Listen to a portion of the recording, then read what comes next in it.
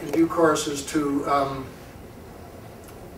mean, diamond diggers they're exploited by just about everybody. There are a lot of middlemen who know what the value of diamonds is. The diggers themselves, you know, they'll know what a $10 diamond's worth because there's plenty of those. But if they get a bigger one, they really have no idea what it's worth. So this is where dealers make their money, on the better stuff.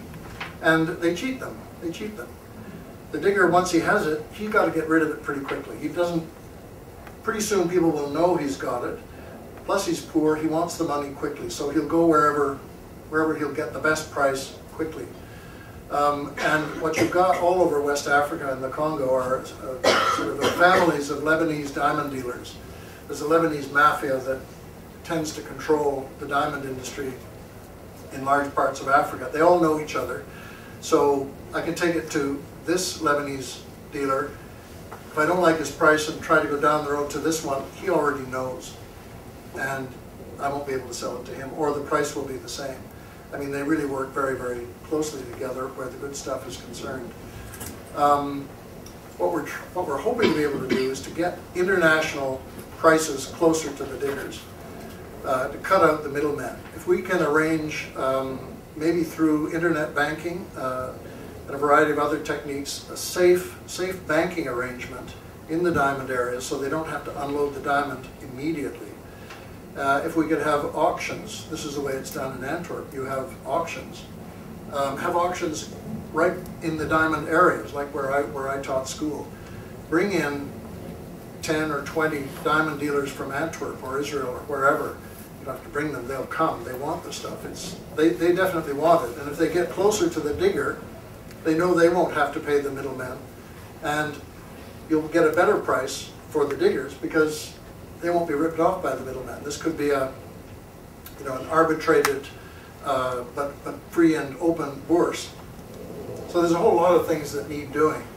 None of this has been tried. It's it's all new. But if we could make it work, if we're not shot by Lebanese diamond dealers or don't make big mistakes, maybe we can make it work.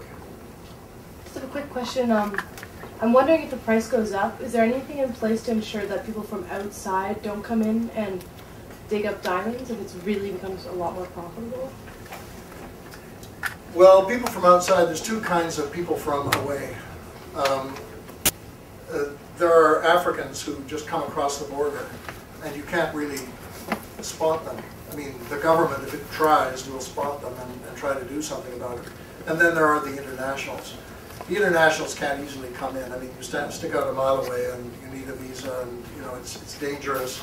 They do come in, but it's tricky for them. They really need fixers and helpers.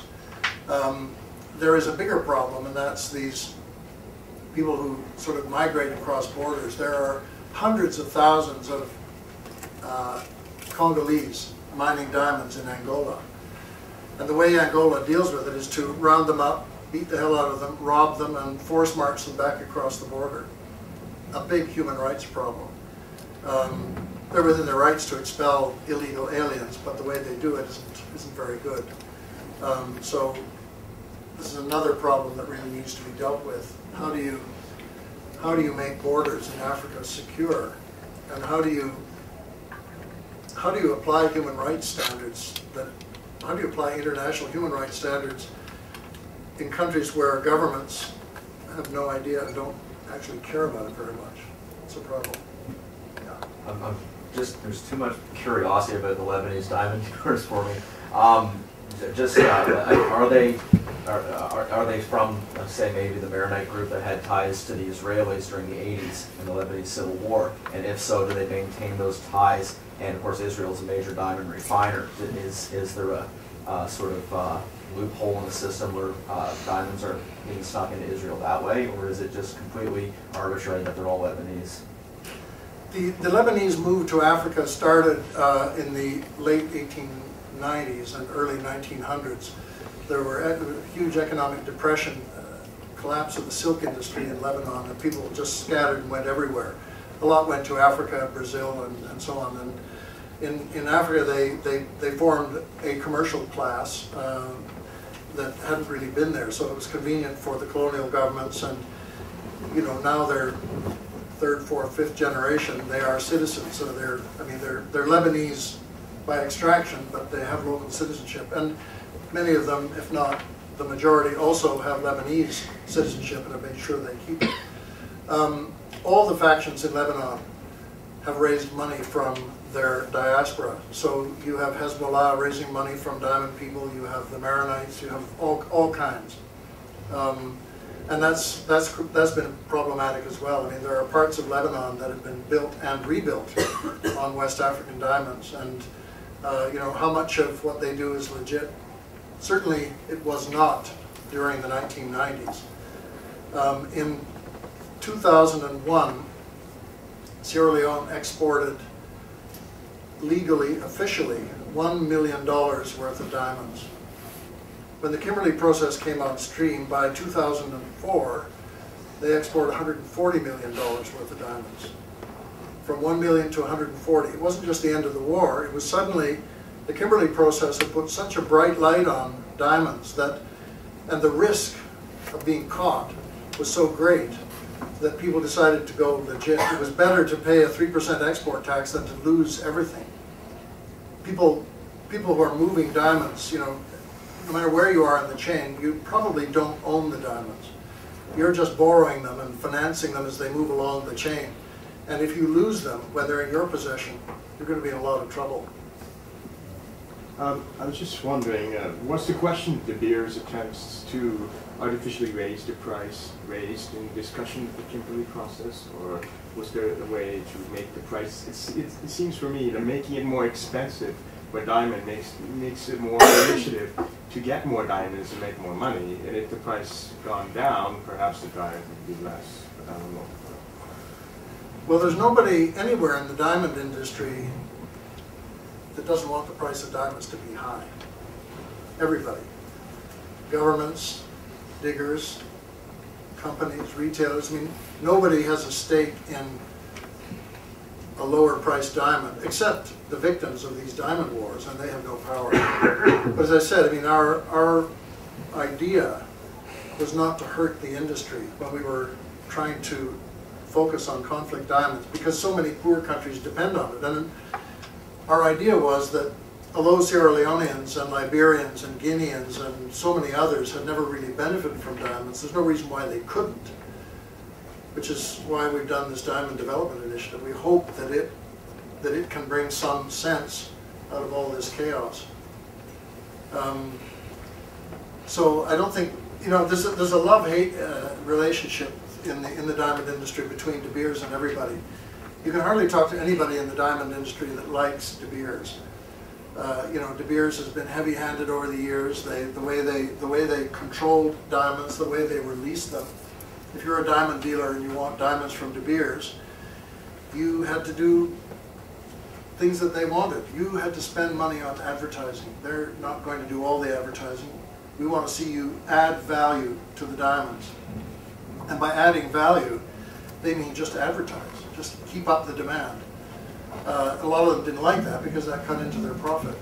But of course, without De Beers, without this holding back of diamonds, controlling supply and pumping up the demand, without that, then you've got a product that, you know, could be all over the place where markets are concerned.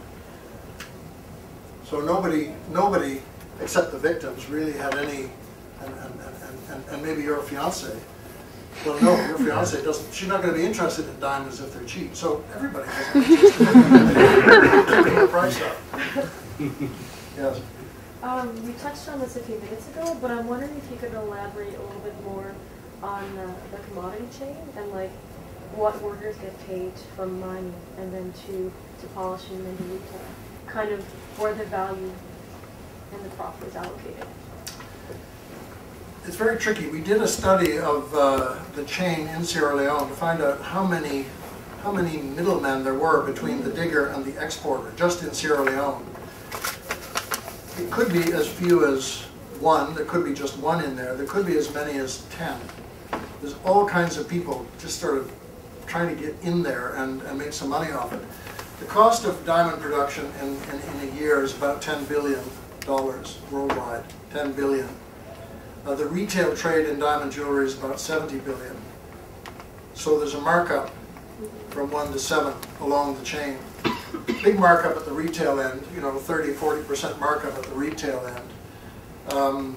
But along the way, you hardly find anybody who admits to more than 3%. They all say, "Oh, there's no markups. This is a terrible business. You don't get more than 3%." But it's not true.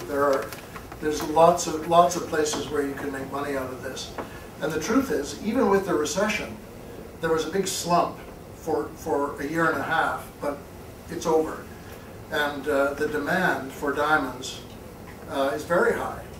The industry can't get enough diamonds, which of course means that a lot of people are willing to look the other way if they're offered a Venezuelan diamond or a Zimbabwean diamond. The Indian industry has made all kinds of deals in Zimbabwe and wants to get its hands on those diamonds and just hates the controversy and hates the holdup that Kimberley Process has caused before those diamonds could be released. Yeah.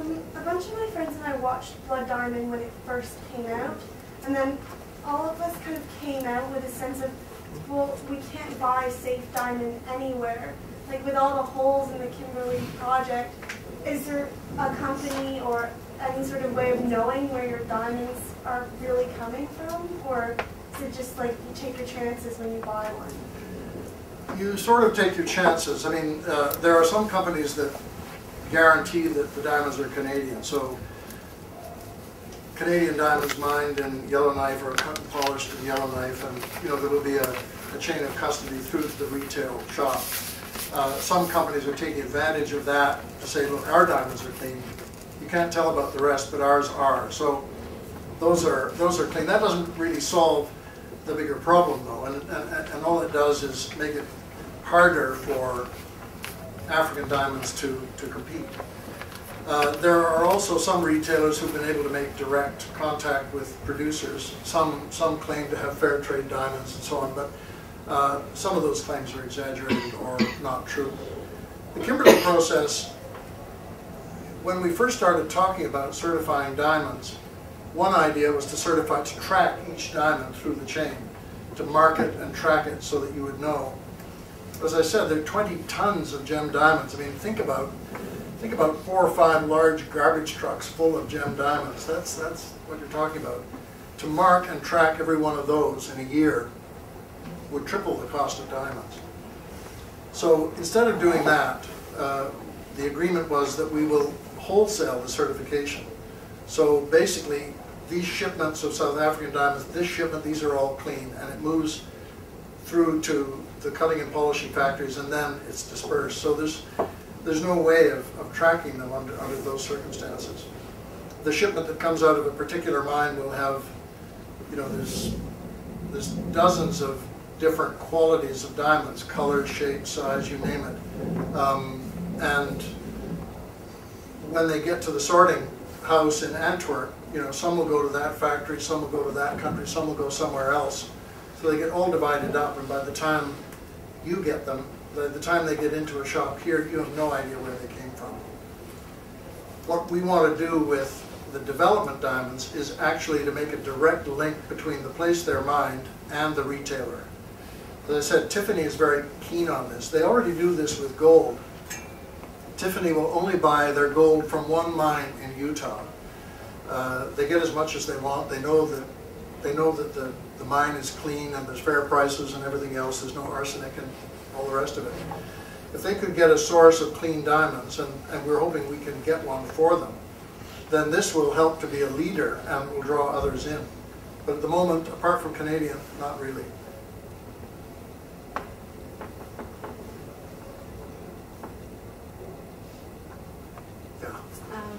So I know that mineral called coltan has been coming out of the Democratic Republic of the Congo. Coltan is used in many electronics, and sort of similar to diamonds, it's been used to finance some of the conflict that's been going on there. So I was wondering if there's been any initiatives to track minerals like coltan or coltan in particular, or anything else that's coming out of that sort of area. There are some NGOs that are working on coltan and other minerals, but they haven't, a number of them are, some of them looked at the Kimberley process and can see that it isn't exactly working. So they're trying to avoid the pitfalls that have dogged the Kimberley process. But a couple of interesting things are happening.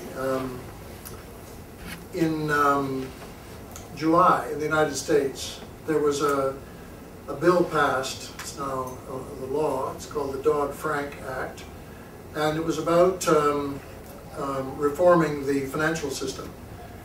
Big bill that covers everything from soup to nuts. But in the United States, the system they have, I mean, if you want my vote, you've got to build a bridge in Wisconsin. And somebody threw in an amendment on diamonds, or not diamonds, on minerals from Democratic Republic of Congo. So there's this amendment now in the DoddFrank Act, which says that any minerals, any one of, I think, 5 or 6 minerals coming from DRC, you have to prove that they are not conflict minerals. So you're the importer, you have to prove. Forget about a system which, you know, somebody else has to dream up. You have to prove that these minerals are clean and that they, so you've got to be able to show a chain of custody. It doesn't matter whether, I mean, it includes tungsten, which is tin, wolframite, columbite, tantalum, that's coltan, and a couple of other things, gold, I think. So if you're bringing in tungsten into the United States, and if it was smelted in Indonesia or China or somewhere else, doesn't matter. It doesn't matter where it's coming from.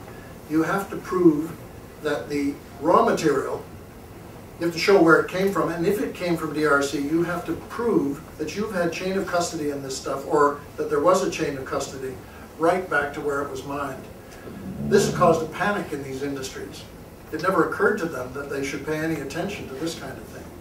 And they're all scrambling like crazy to create chains of custody. The tin people are at the lead, and they're all fighting and trying to get it stopped or amended. But actually, the regulations are coming forward, and pretty soon, I think it will be much, much tougher than it's been. So, you know, this is another way of doing it. There is a bill now in the Canadian House of Commons, Bill C-571, which was introduced because of the failure of Bill C-300. Paul Dewar, NDP in Ottawa, put it forward. Now, it's a private member's bill, and unless you get chosen in the lottery, your bill doesn't ever even make it to committee, and his won't.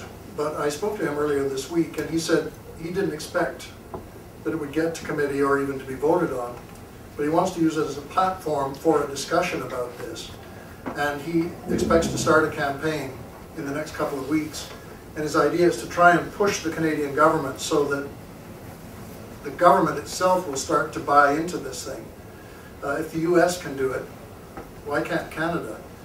We're not huge importers of things from DRC, but we have more mining companies registered in Canada than any other country. So here's a way of showing greater corporate social responsibility and doing something about these conflicts. So there are other initiatives afoot.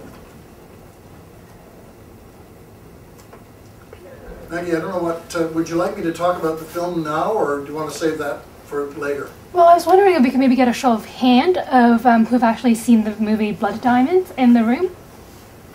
Okay. Who's going to see it again tonight? Sort of, sort of, not too sure. Well, maybe you better talk about it now so that people will want to see it again Right, tonight. well, then I don't have to see it again if I talk about it. I've seen it a few times, and I got to know Ed Zwick, the director, a bit, and Diamond Hansu, the actor who plays the African who finds the big diamond. We had a showing at the United Nations, and he and I were on a panel, and later I met Ed Zwick at an industry event. Ed Zwick is a really good director. How many of you remember the movie Glory? About the black... it's with Denzel Washington, and it's about the Civil War and the Black Regiment in the Civil War. No? Excellent movie.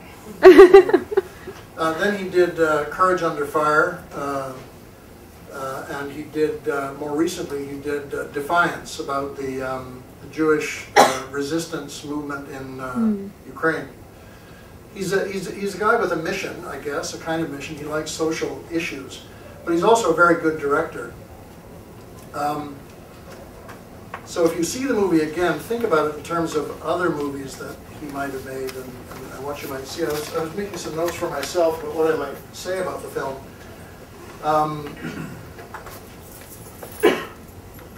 I think it's got several themes in it. I mean, one is child soldiers. One is about diamonds. And if you're looking at it again, see how he treats the company. There is a company in there, and of course it can only be one company. They actually changed the name in the movie. They changed the name of the company that they were going to use. They changed it 5 times. They were so afraid of having a lawsuit from De Beers. I don't know what was wrong with the other names, but they changed it. They changed it a lot. I think one of the things to look for in the film is the portrayal of the conflict. What is the conflict all about? You know, I was very close to the war in Sierra Leone. When I look at that film, I can't see any more than a bunch of Africans running around shooting at each other. I'm not sure that it actually tells any political story, although he had a political purpose in doing the film. Think about, what other movies have you seen about Africa? Name a couple of movies you've seen about Africa. Hotel Rwanda. Hotel Rwanda. Last King of Scotland. Invictus. Invictus. Yeah, Invictus. Okay, these are I would say atypical movies about Africa. If you think of movies about Africa that you see on TV. Battle of Algiers, very good. Algeria. Yeah, that also atypical. You guys are watching movies that are too highbrow. I'm thinking movies like King Solomon's Mines, Something of Value, you know, your typical Great White Hunter movie where, you know, the Africans are sort of backdrops and the Great White Hunter and his also white girlfriend solve the problem. They're the center of attention. I think this movie actually falls into that category. I think it's very typical of the Hollywood portrayal. You know, in a lot of those movies, the African hardly gets any lines. In this one, he gets more lines. But always a stoic, good African who often gets killed. And I saw the movie Something of Value. This is a Robert Rourke novel. Horrible story about Mau Mau in Kenya. The movie was made in the early 60s, and I saw it when I was a CUSO volunteer in Sierra Leone. It actually played in the cinema in Koidu. And I wondered what would happen, you know, when the audience got a look at this. I mean, they laughed. They thought it was funny. So much of it was just ridiculous. There was one scene where Rock Hudson is out in a field, the farmer's field, with the girl, the white girl, Dana Winter, and they're talking, and farmers are all around them, you know, hoeing the ground, and they're having a dialogue, and it's getting more and more serious, and so the camera's closing in on them. We forget about what's going on out there. And pretty soon he's kissing her, and then they're down on the ground. The audience was just going nuts with laughter. They thought this was just the most hilarious thing. 2 white people in a potato field on the ground kissing each other. But there've got to be Africans. I mean, by then there would have been 1,000 people around them watching. I mean, it was just so nonsensical. Blood Diamond is a little more sophisticated than that, but it's still, I think, kind of a typical Great White Hunter movie. Hatari, John Wayne in Africa. I mean, there's a lot of that. I think he kind of missed the boat, and I asked Jaimon Honsu about that, and he said, well, you know, it's very hard to get an American audience. That's where their first money is going to come from. Very hard to get an American audience to sit still for a movie about Africa that doesn't have Leonardo DiCaprio and, you know, lots of things blowing up. I personally felt a bit, I wouldn't say he felt bitter about it, because he had a good part, he was paid good money, and he's becoming a bigger and better known actor, but I think he understood pretty clearly that the portrayal of Africa here is very mixed. There's a great scene in it. If you watch it again, watch for this one. Leonardo DiCaprio is a South African. He's in Sierra Leone to get diamonds, or he's selling guns. He's doing both, I guess. He's selling guns and getting diamonds. He doesn't know Sierra Leone. He's an outsider. there's a scene in it where Djimon Hounsou has finally got a job in Freetown. They're both in Freetown. Djimon Hounsou is doing baggage in front of a hotel. He's carrying bags or something. And Leonardo DiCaprio is sauntering past, and the RUF arrives. Suddenly there are rockets going off all over and so on. And I forget, maybe they're talking to one another, but I just thought this was so bizarre. Leonardo DiCaprio says to the African, "Follow me." Follow me. He seems to know where to go. The African has no idea where to go. I mean, come on. I mean, if I was in Sierra Leone and the rockets started going off, I certainly wouldn't be telling Sierra Leoneans where to go. They'd be telling me. I don't want to defend too much, but the guy in the movie, the guy has military training as well, so he would be used to combat situations. That's true, and you'll see in the scene that he also knows how to roll on the ground and shoot his pistol and all kinds of good stuff.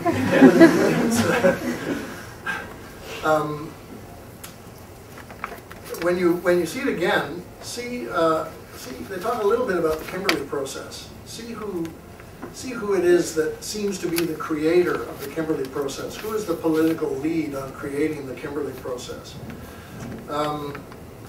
Another little thing I didn't realize the first time I'd seen it, but Edswick said they were trying to make it as realistic as possible. They filmed a lot of it in South Africa. The scene where they actually have the diggers all digging, they had to make that place in South Africa. They made a hell of a mess out of some valley and had to spend a great amount of money cleaning it up afterwards. That was part of the deal. Parts of it were filmed in Mozambique as well. There are mountain scenes that you see Leonardo DiCaprio going up and down mountains. There are none of those in Sierra Leone. That's really there for the movie. But the beach scenes, there are several scenes that are on the beach. There's a bar and there's so on. He said that behind the beach in Mozambique, it's all flat. There's nothing there. But in Sierra Leone, behind the beach, there actually is a ridge of hills.